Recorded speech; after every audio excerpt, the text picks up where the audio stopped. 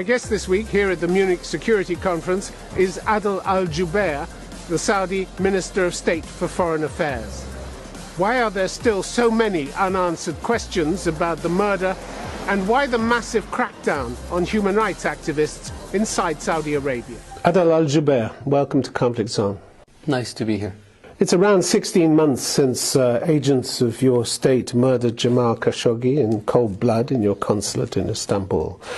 What's striking in retrospect is that 3 days later your Crown Prince Mohammed bin Salman told the Turkish authorities to search the consulate and added, "We have nothing to hide." Remarkable statement, because in fact the last 16 months have been full of aspects of this case that you have hidden right from the start and gone on hiding. Isn't that the truth? I don't believe so. We have said that this was a rogue operation, that it was not authorized. We have investigated the people who were part of this operation. Charges were leveled against 11 of them. 5 of them were facing the death penalty. The trial began in January. The trial was attended by representatives of the permanent 5 countries on the Security Council, plus Turkey. Plus I'd like to talk about the trial, but straight away after the event, let's just take that expansive offer from the Crown Prince to search your consulate. It was another 10 days before Turkish investigators were actually allowed into the building. Why so long if you had nothing to hide? I'm not a technical person, but I understand that there are situations where countries have to agree on the mechanics and the modalities of how you want people to enter sovereign territory. You have to agree on the equipment, you have to agree on the scope, and you have to agree. No country will allow another country full access to a diplomatic facility. That just doesn't happen. The UN Special Rapporteur, Agnes Kalamar, didn't see it that way. She found credible evidence pointing to the crime scenes having been thoroughly, even forensically cleaned. These indicate, she said, that the Saudi investigation was not carried out in good faith and that it may amount to obstruction of justice. With all due respect, Agnes Kalamar did not have a mandate for this. She relied on sources from the newspapers and on leaks to the media. She didn't have any experts in forensics and other issues. But it's a safe assumption, isn't it? You clean up a crime scene immediately, you're hiding something. It's not a safe assumption. The issue with Agnes Kalamar is she wrote a report based on news reports, and then she accused Saudi Arabia before it even started. Look at her record when it comes to Saudi Arabia for a number of years and how disparaging and how negative she has been against Saudi Arabia. The UN acknowledges that it's been an important step, this trial, towards accountability, but says it's failed to meet procedural and substantive standards. Trial has been held behind closed doors. Who in the US said this? The report from the Special Rapporteur. The Special Rapporteur is biased. The Special Rapporteur... Why? Because you don't agree with her. Exceeded her authority. The Special Rapporteur says the trial was secret. How can a trial be secret when we have representatives from the 5 permanent members of the Security Council plus Turkey? They went with an autopsy expert who had a bone saw with him. I don't know about that. I don't know about that. But everybody else seems to know about it. I don't care what anybody says. I don't know about that. The idea is that this was authorized is ridiculous. This was a rogue operation that happened, that should not have happened. We're paying a great price for it. It's a terrible tragedy. And the issue is we deal with it from a legal perspective. Jamal Khashoggi's family has come out and said, we have confidence in the Saudi judicial system. Why do you have to assume the worst when it comes to Saudi Arabia? Operations go wrong. This is a pretty bad thing to have happened. Nobody's assuming the worst here. The worst happened. Abu Ghraib was pretty bad. And they got a lot of bad publicity for it. But we're not talking We got about a lot of bad publicity for it, and we're dealing with it, and we're putting people on trial, and we will be punishing them. Mr. Al-Jubeir, in March 2017, US officials with access to classified intelligence reports told the New York Times that your Crown Prince had authorized a secret campaign to silence dissenters. That included surveillance, kidnapping, detention and torture, so-called rapid intervention team.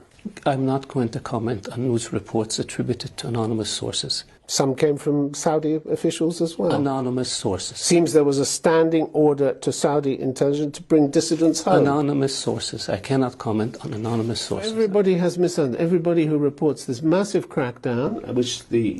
what massive crackdown? On dissidents and people. We have... The human rights groups, the international human rights groups, they're all wrong. I will give you an example. I will give you an example and you tell me about this hypocrisy. In the 1990s, we had radical preachers who were calling for jihad and death. Please, let me finish. You just want to take us in a different direction. You moved us in this direction. So allow me to finish.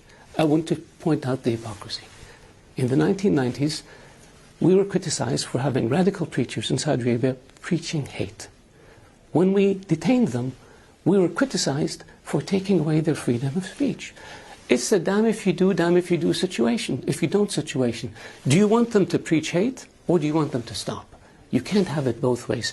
That's the hypocrisy that we're facing. 36 countries, Germany, France, UK, Spain, Italy, Australia. Have they also misjudged the situation in your country? Yes. You seem to be badly misunderstood by some of the biggest experts in the world. Yes. Yeah, really? Yes. How did that happen? How could they know so little? They need to be more educated. We have been fighting terrorism and That's extremism. scarcely credible, is it?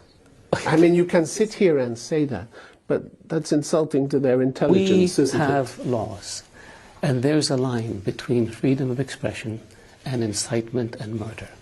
And we have laws in our country, and we have a court system, and people have to obey the laws, and the courts in Saudi Arabia are the ones who adjudicate these cases, and nobody else, with due respect to all the NGOs and all the human rights organizations. Virtually every human rights activist is sitting in jail. That's not true. We were charged with detaining women for asking for the right to drive. That's not true. They were involved with foreign governments trying to recruit people in sensitive positions in order to obtain sensitive documents to be used by our enemies. That's called espionage. And the prosecution, when the trials are over, will present the evidence. Last month, Mr. Al-Jubair, you addressed the European Parliament in Brussels. You tell the Parliament, stop criticising our causes. We are a sovereign nation that refuses to be patronised. Yes. You're a member of the United Nations. You're there for scrutiny.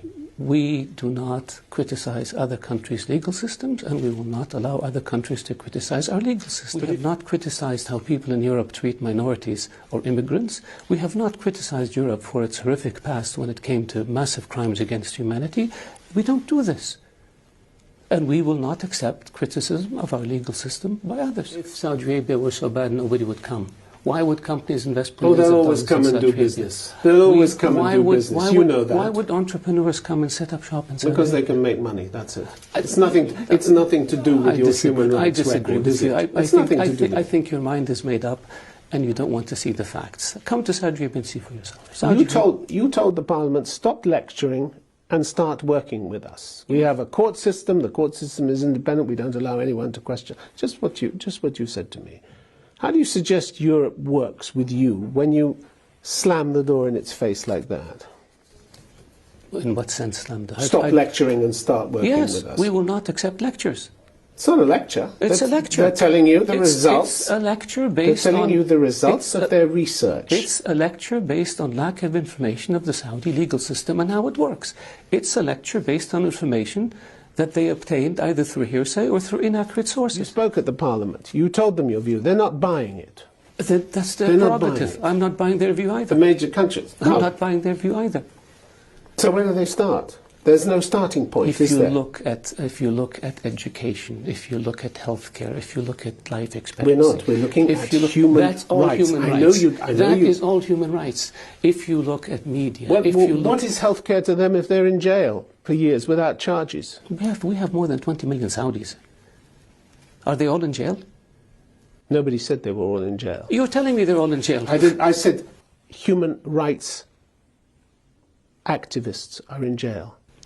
You see them as activists, we don't. As Amnesty said, hardly any of them. We don't see them as activists. Any of them are not behind bars. With all due respect to Amnesty International, we have a court system. We have a public prosecution that brought charges against them. The courts will adjudicate these cases, and if they're innocent, they will be released, and if they're guilty, they'll be punished. It's as simple as that. And with all due respect to Amnesty International, their opinion doesn't matter. Say that, so what are you saying? You don't care about what people think about your human rights? I say we don't have the problem with human rights. We have a legal system. We have laws that people have to obey. If they don't obey those laws, there will be charges filed against them, and they will have to face the courts. Very simple. I believe you have not been fair in your views of Saudi Arabia and in the positions you've my views. These are the views that are quoted extensively. In the questions that you've articulated, and I wanted to be able to show you that there's a universal issue here. When you have a law, the law has to be obeyed. If you don't like the law, change it. But as long as it's on the books, you have to obey it. Al-Jubair, thank you very much for being on conference. You're welcome. Thank you.